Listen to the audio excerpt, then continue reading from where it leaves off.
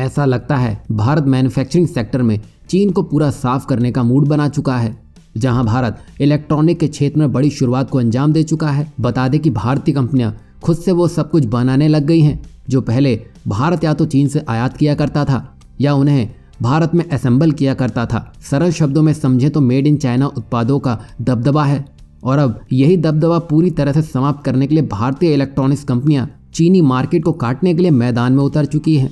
दरअसल हम जिस भारतीय कंपनी की बात कर रहे हैं उसका नाम एलेस्टा है, जो घरेलू बाजार में बढ़ती मांग को पूरा करने के लिए और अंतर्राष्ट्रीय बाजार में अपनी उपस्थिति का समर्थन करने के लिए एक विनिर्माण सुविधा स्थापित करने की योजना बना रही है। बता दें कि एलेस्टा टेक्नोडोम ग्रुप का हिस्सा है जो तोशिबा लाइफस्टाइल उत्पादों का एकमात्र डिस्ट्रीब्यूटर है। वहीं अगस्त 2020 में कंपनी ने अपने स्वयं के ब्रांड के तहत उपभोक्ता इलेक्ट्रॉनिक्स उत्पादों की एक श्रृंखला लॉन्च की जिसमें smart LED TVs, washing machine, dish washer, air coolers और आईटी एसेसरीज जैसे यूपीएस, कीबोर्ड और एलईडी मॉनिटर शामिल हैं। और मजे की बात तो यह है कि कंपनी ने फाइनेंशियल ईयर 2022 में 125 करोड़ का लक्ष्य रखा था, लेकिन जब से आत्मनिर्भर भारत का शंखनाद हुआ है उससे कंपनी का राजस्व उम्मीद से ज्यादा यानी कि 158 करोड़ रुपए के आंकड़े को छूने में कामयाब रहा है। वहीं कंपनी को टीवी के बिक्री से जो राजस्व प्राप्त हुआ है वो 110 करोड़ रुपए था, जबकि कंपनी का लक्ष्य 80 करोड़ से ज्यादा का था। इससे आप समझ सकते हैं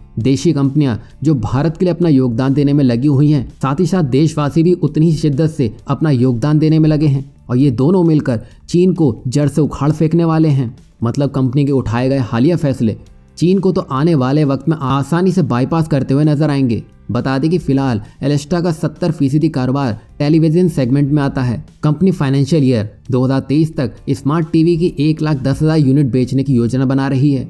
वहीं फाइनेंशियल ईयर 2024 तक इसको 2 लाख यूनिट लैंडमार्क तक पहुंचाने का लक्ष्य बना रही है। बता दें कि फिलहाल कंपनी अभी आउटसोर्स मैन्युफैक्चरिंग कर रही है। उनकी रणनीति प्रति वर्ष लगभग 2 लाख टीवी के लिए एक बाजार तैयार करने की है और निर्यात पर अपना ध्यान केंद्रित करने की है और उस मांग को ही पूरा करने के लिए एक निर्माण इकाई स्थापित करने की योजना है। वहीं बात करें चीनी टीवी की तो उसकी भारत में हिस्सेदारी 38% की है, जिसको एलेस्टा अब कुचलने का मन बना चुकी है।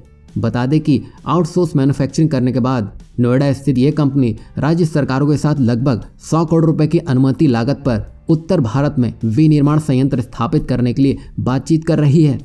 वहीं एलेस्टा ने भारत के बाहर अपने पैर जमाने की भी घोषणा की है। वहीं दुनिया के लिए मेक इन इंडिया के अपने दृष्टिकोण के अनुरूप एलेस्टा ने यूएई में अपना परिचालन शुरू कर दिया है और अगले साल तक सीआईएस और मीना के क्षेत्र में अन्य प्रमुख बाजारों में प्रवेश करने की योजना बना रही है।